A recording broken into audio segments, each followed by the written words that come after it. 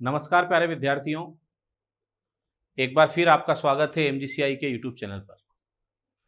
प्यारे विद्यार्थियों, आज का ये जो वीडियो है इसको बनाते समय ना तो उत्साह है ना खुशी है, और उसका पूरा का पूरा जो कारण है वो है ICAR।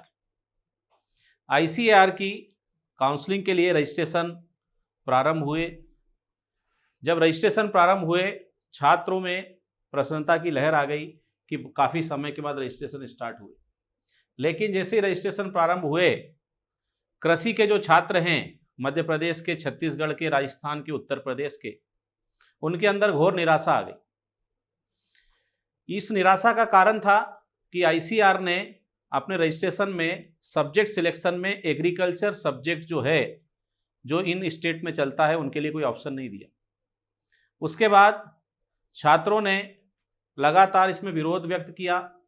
ICAR से संबंधित लोगों को, कृषि से संबंधित जो हमारे पॉलिटिशियंस हैं उनको, सबको मेल किए, पत्र लिखे।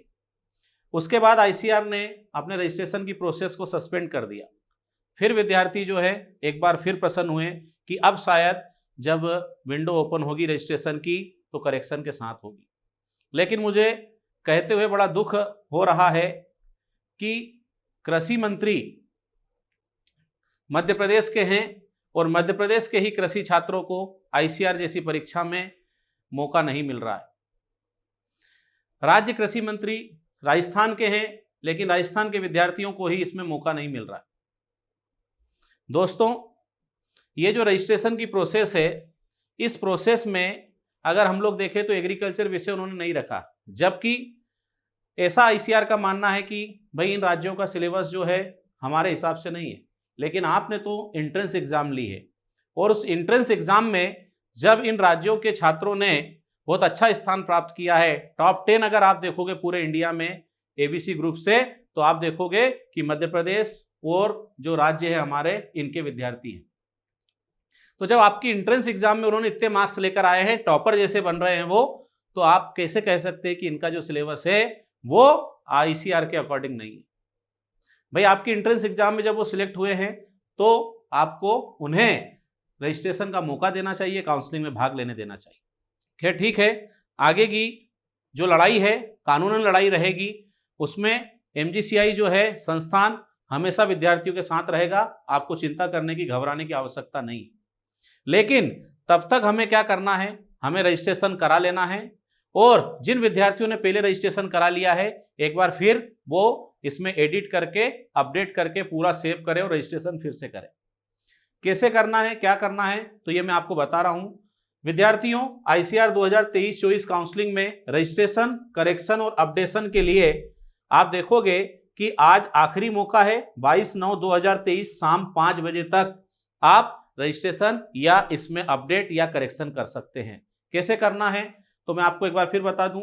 आप जैसे ही ICARadmission.in इस साइट पर जाएंगे, आपके सामने एक पेज ओपन होगा जिसके ऊपर यहां लिखा हुआ है, the technical issue with the portal has been resolve and now the portal will be open for the registration, correction and updation till 5 PM of 22 सितंबर 2023।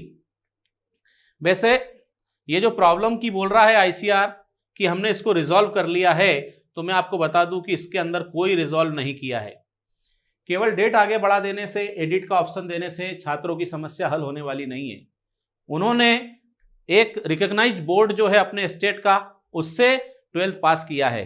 तो ICAR को यह होना चाहिए कि केवल 12th की जानकारी जब मांगे तो उसमें यह लिखा होना चाहिए कि कोई भी रिकॉग्नाइज्ड बोर्ड से इनको 12th पास होना चाहिए एग्रीकल्चर सब्जेक्ट में। आप कैसे अपने सब्जेक्ट जो है कृषि छात्रों के ऊपर थोप सकते हैं? या तो ऐसा हो सकता है कि यह सोची समझी एक साजिश हो, जिसमें केवल मैथ्स बायोलॉजी के स्टूडेंट को अंदर किया जा रहा हो और एग्रीकल्चर वाले छात्रों को ICAR, जो कि Indian council of agriculture research है, और उसी में एग्रीकल्चर के छात्रों को मौका नहीं देना चाहते।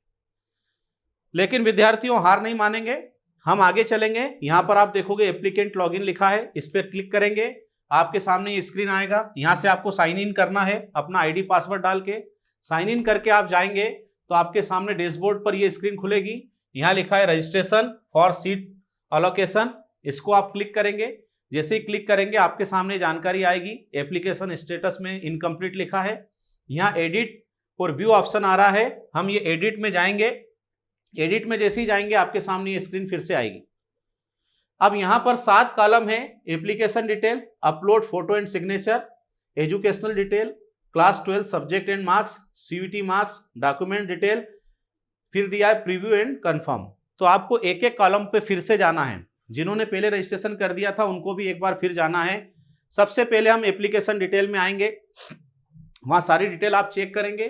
चेक करने के बाद आप सेव करके आगे बढ़ेंगे तो आपके सामने सेकंड जो स्क्रीन आएगी उसमें आपको अपनी फोटो और फोटो के साथ सिग्नेचर उसमें ऑलरेडी डला रहेगा जिन्होंने पहले रजिस्ट्रेशन कराया था, लेकिन आपको यहाँ कंफर्म करना पड़ेगा। सेव करके प्रोसीड कर देंगे। आगे चलेंगे तो एजुकेशनल डिटेल एक बार फिर इसको आप चेक कर लें, अगर मान लो आपको कोई चेंज करना है तो वो कर लें। उसके बाद सेव करके आगे बढ़ेंगे। नेक्स्ट जो कि सबसे विवादित आप देखोगे कॉलम है वो है class 12 subject and marks for UG course. ये हमारे को यहाँ पर देना है। यहाँ पर आप 12 के सब्जेक्ट देखोगे तो physics, chemistry, maths, biology, agriculture दिया है। आपके सब्जेक्ट यहाँ नहीं दिए हैं, लेकिन जैसा कि हमने पहले बताया था रजिस्ट्रेशन करने के लिए उस प्रकार से आपको अपने मार्क्स यहाँ भरना है, क्योंकि आईसीआर ने हमारे लिए कोई कॉलम छोड़ा ही नहीं। तो हमें रजिस्ट्रेशन तो किसी भी हाल में करना ही है, इसलिए जैसा पहले आपको बताया गया था उसके अनुसार आप यहाँ पे जानकारी भरेंगे।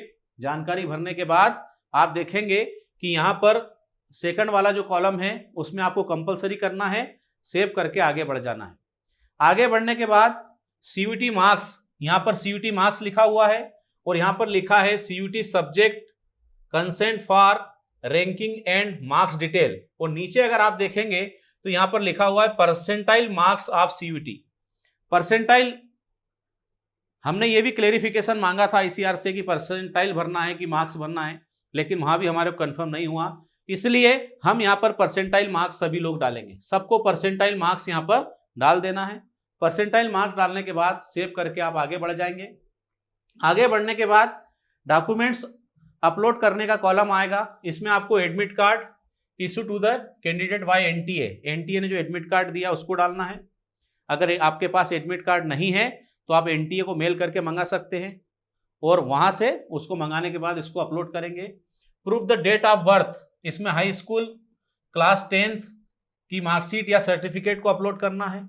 इसके बाद आपको एसटी, एससी, यूपीएस, इसके अलावा ओबीसी जो भी सर्टिफिकेट है, जनरल में अगर तो ईडब्ल्यूएस या किसी भी तरह का आपका सर्टिफिकेट है कास्ट रिलेटेड तो उसको आपको यहाँ अपलोड करना है।